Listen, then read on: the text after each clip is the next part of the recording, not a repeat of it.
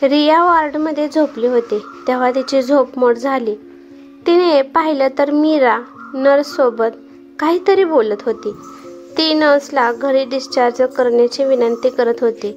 रियाची delivery होऊन 8 दिवस झाले होते.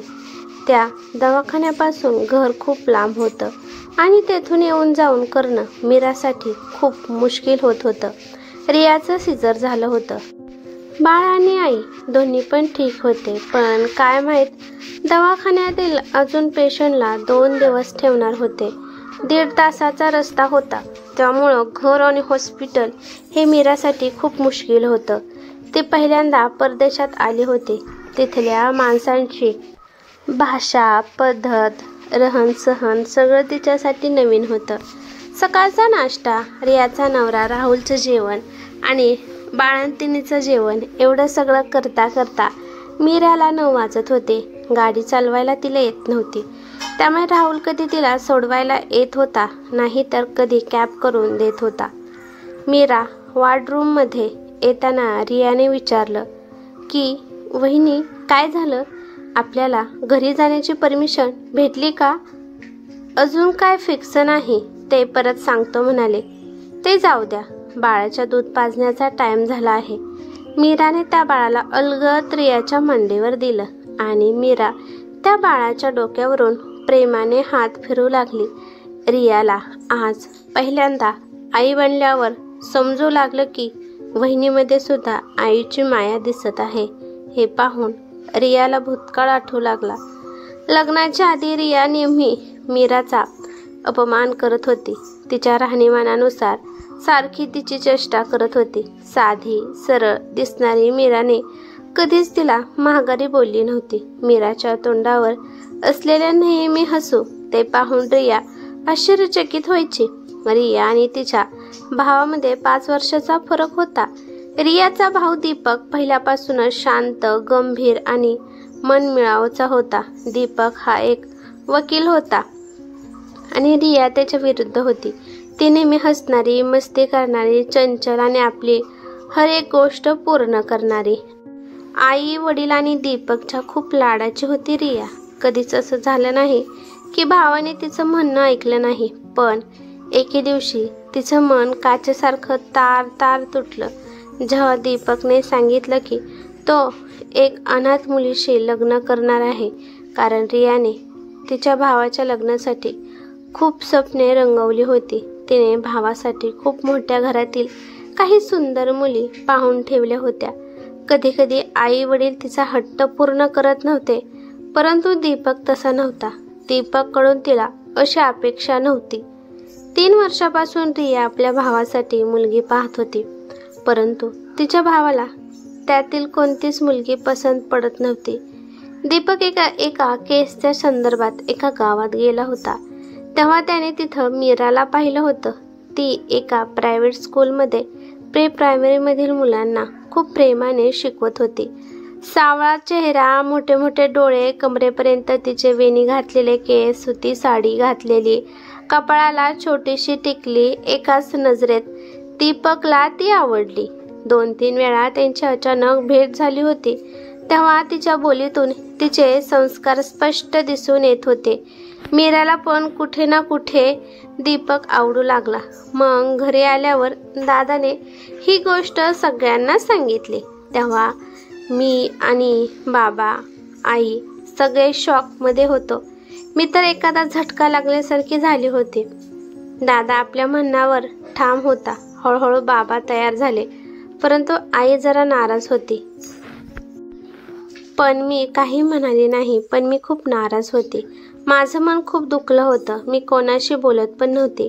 दीपकने कोर्ट मॅरेज करायचा निर्णय घेतला आणि त्या दोघांचा विवाह कोर्ट मॅरेज झाला. मी मन मारून लग्नासाठी तयार झालते.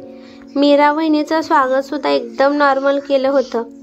आपल्या बारक्या नणंदमुळे आपल्याला एक चांगली मैत्रीण आणि छोटी बहीण मिळेल असं मीराला वाटत होतं. पण मीराला रियाचं हे वागणं पाहून तिच्या मनाला खूप वेदना झाल्या, परंतु तिने तिचे दुःख मनात दाबलं. मीरा घरातील जिम्मेदारीमध्ये अशी रुळाली की जसं पाण्यामध्ये साखर. सगळे लोक तिच्या प्रेमळ स्वभावाला घायाळ झाले होते. दिवस असे चालले होते, परंतु माझ्यामध्ये कोणताच बदल होत नव्हता. मीराच्या लग्नाला 8 महिने झाल्यानंतर अचानक तिची सासू आजारी पडली आणि परत सुरू झाला त्यांचा आजारपण. 1 वर्ष आजारपणातच गेलं. रियाच्या आईची इच्छा होती की रियाचं लग्न जोपर्यंत त्या जिवंत आहे तोपर्यंत व्हावं. मीराने आपल्या सासूबाईच्या सेवामध्ये कोणतीच कमी ठेवली नव्हती.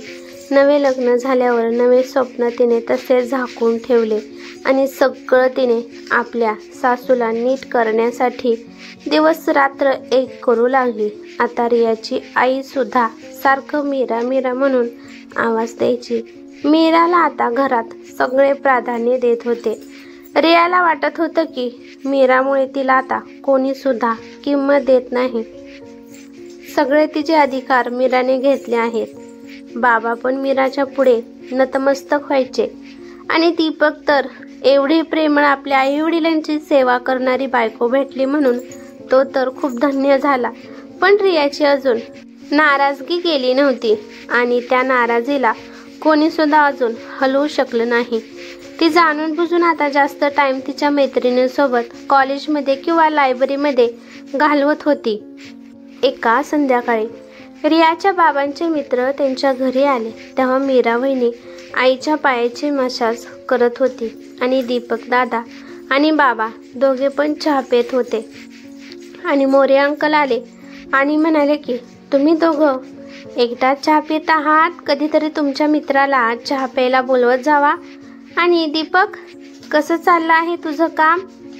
खूप छान चाललं आहे अंकल, दीपक मोरे काकांच्या पाया पडताना म्हणाला.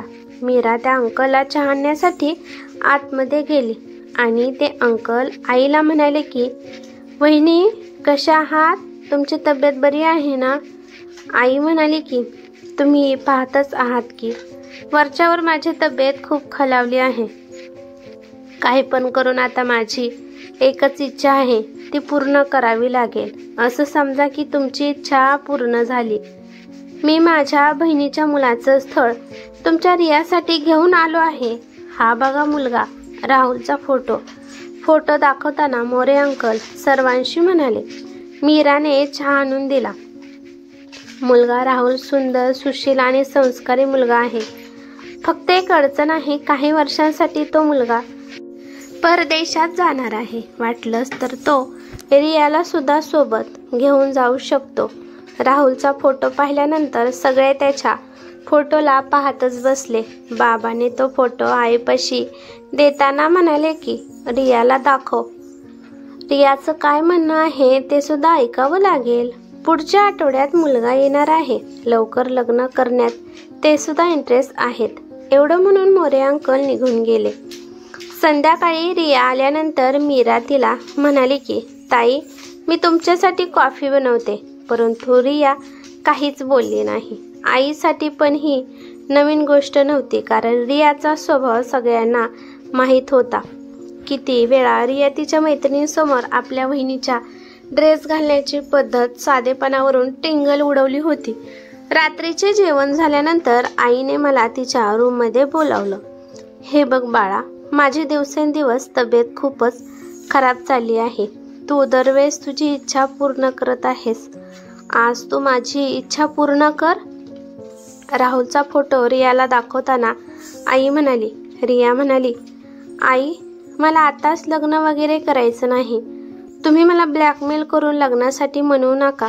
आणि तो फोटो तिथेच फेकून दिला आणि ती तिच्या रूममध्ये निघून गेली. काय करू ह्या पोरीचं? नंतर मीराने येऊन तिच्या सासूला पलंगावरती झोपवलं आणि म्हणाली की आई, थोडा वेळ द्या ताईला. रिया ताई तुमच्यावर खूप प्रेम करतात, तुमचं म्हणणं टाळणार नाहीत. मी हा फोटो रिया ताईच्या रूममध्ये नेऊन ठेवते. मीराने तिच्या सासूला समजावून सांगितलं. पुढच्या आठवड्यात राहुल मोरे अंकल आणि आई वडिलांसोबत त्यांच्या घरी आले. रिया मन मारून पाहण्याचा कार्यक्रम करण्यासाठी तयार झाली. रियाची सुंदरता, स्मार्टनेस सगळं पाहिल्यानंतर सगळे प्रभावित झाले आणि रिया सुद्धा तिच्या मनात नसताना तिचे डोळे राहुलकडे आकर्षित होत होते. दोन्ही पण परिवाराचा होकार झाल्यानंतर 1 महिन्यानंतर लग्नाचा मुहूर्त काढला. लग्न खूप धूमधडाक्यात झालं. आपल्या भावाच्या लग्नाची हाऊस राहिलेली होती. तिने सगळे आपल्या लग्नात पूर्ण केले. पहिल्यांदा दादाने माझ्या लग्नाला डान्स केला होता. पाहुण्याने सगळं घर भरलं होतं. मीराने सगळ्यांचा छान पद्धतीने पाहुणचार केला आणि आपल्या सासूची पण काळजी घेत होती. तिला स्वतःला सजण्याचं सुद्धा ध्यान राहत नव्हतं. खूप आनंदाने तिने सगळे लग्नाचे काम पूर्ण केले. पाठवणीच्या वेळेस रिया तिच्या आईच्या गळ्यात पडून खूप रडली. तिला वाटत होतं की यानंतर तिला आईला बघणं होतंय का नाही. बाबा, दादा आणि मीरा सुद्धा खूप रडत होते, पण तिने आपल्या वहिनीकडे पाहिलं सुद्धा नाही. राहुलची सुट्टी संपत आली होती. फक्त 2च दिवस राहिले होते. सुट्टी संपल्यावर रिया आणि राहुल परदेशात गेले. 2 महिन्यानंतर त्यांना बातमी मिळाली की आईचा मृत्यू झाला. 7 समंदर पार एवढ्या लवकर जाणं संभव नव्हतं. रिया खूप दिवस आपल्या आईचा फोटो घेऊन रडत होती, पण राहुलच्या प्रेमाने तिला सांभाळलं. वेळ अशी चालू होती. जेव्हा पण रिया घरी फोन करत होती तेव्हा तिचे बाबा नेहमी मीराचे गुणगान गात असायचे. त्यामुळे रिया चिडून फोन ठेवत होती. जेव्हा रियाचे प्रेग्नेंट रिपोर्ट पॉझिटिव्ह आले तेव्हा ती खूप आनंदित झाली. ती राहुलच्या गळ्यात पडून रडू लागली. राहुलने तिला खूप समजावलं की एवढी मोठी खुशखबर आहे आणि तू उदास का आहे. अरे, डॉक्टर काय म्हणाले की मला या प्रेग्नेन्सीमध्ये कोणतंच काम करता येणार नाही. 9 महिने आराम घ्यायचा आहे. मी कसं करू हे सगळं. मला हे सगळं जमणार नाही. आणि या परदेशात आपलं कोण नाही सुद्धा. नातेवाईक, शेजारी, मैत्रीण कोणी सुद्धा नाही. ह्या प्रसंगाला आपल्या माणसाची आठवण येत असते. हे फक्त लांब राहणाऱ्या माणसाला समजू शकते. 1 महिने तर राहुलने घरी राहून सगळं काम केलं होतं. तो ऑफिस आणि घर दोन्ही सांभाळत होता. कधी कधी तो बाहेरून जेवण ऑर्डर करत होता. जसं रियाला 4 महिने पूर्ण झाले तेव्हा तिला बेडवरून खाली उतरायला परमिशन डॉक्टरने दिली नव्हती. ती तिच्या सासूला सुद्धा बोलवू शकत नव्हती, कारण का 1 महिन्यापूर्वीच तिच्या सासूच्या मणक्याचे ऑपरेशन झाले होते. बाबाला आणि दादाला सुद्धा ती त्रास देऊ शकत नव्हती. आणि आता राहिली मीरा वहिनी, आणि तिला कोणत्या तोंडाने विचारावं. मी तर तिला कायम माझी दुश्मन आहे अशी वागणूक दिली आहे. पण राहुलच्या मनात मीराबद्दल खूप आदर होता. 1 आठवड्यानंतर दीपक दादाचा फोन आला की मीराला फ्लाईटमध्ये बसवून दिलं आहे. मी तर हे ऐकून दंग झाली. कधी दुसऱ्या शहरात सुद्धा न गेलेली बाई, कधी फ्लाईटमध्ये न बसणारी, आणि ती पण एकटी, आणि ती पण माझ्यासाठी येणार आहे. तिचं मन थोडंसं इमोशनल झालं. दुसऱ्या दिवशी मीरा राहुलसोबत एअरपोर्टवर घरी पोहोचली. रियाने मीराचं स्वागत हसून केलं, तरी पण मीराच्या चेहऱ्यावर अजिबात घमंड नव्हता. तिच्या चेहऱ्यावर आपल्या नणंदसाठी प्रेम दिसत होतं. 4 महिने झाले, मला सांगितलं नाही. मी काय कोण परकी आहे का. राहुल, एकट्याला किती परेशानी होत होती, तरी पण तुम्ही मला सांगितलं नाही. आजपासून मी सगळं हँडल करेल. आणि खरंच वहिनी आल्यावर घराला घर पण आलं आणि तिने खूप छान पद्धतीने सगळं मॅनेज केलं. 8वा महिना संपल्यावर मला अचानक लेबर पेन सुरू झाले. मीरा आणि राहुलने कसे तरी करून मला हॉस्पिटलमध्ये घेऊन गेले. त्या दोघांना डॉक्टर म्हणाले की पेशंटची कंडिशन जरा क्रिटिकल आहे, ऑपरेशन करावे लागेल.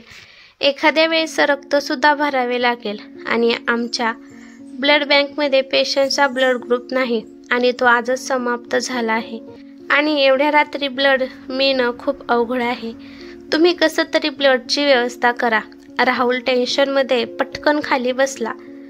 राहुल म्हणाला की माझा ब्लड टेस्ट करून पहा, परंतु त्याचा ब्लड ग्रुप वेगळा होता. त्याला काय करू काही समजत नव्हतं. त्याने त्याच्या मित्रांना फोन करून विचारलं, परंतु कोणाचाच ओ पॉझिटिव्ह ब्लड ग्रुप नव्हता. मीरा विचार करून म्हणाली की एखाद्या वेळेस माझा ब्लड ग्रुप ताईच्या ब्लड ग्रुपशी मिळेल. माझा ब्लड ग्रुप चेक करायला सांगा. नशीब चांगलं होतं. मीराचा ब्लड ग्रुप रियाच्या ब्लड ग्रुपशी मॅच झाला आणि लवकरात लवकर रियाचं सिझरिंग झालं. मीराच्या ब्लडमुळे रिया आता संकटातून वाचली होती. जेव्हा रियाला शुद्ध आली तेव्हा राहुलने तिला सगळं सांगितलं.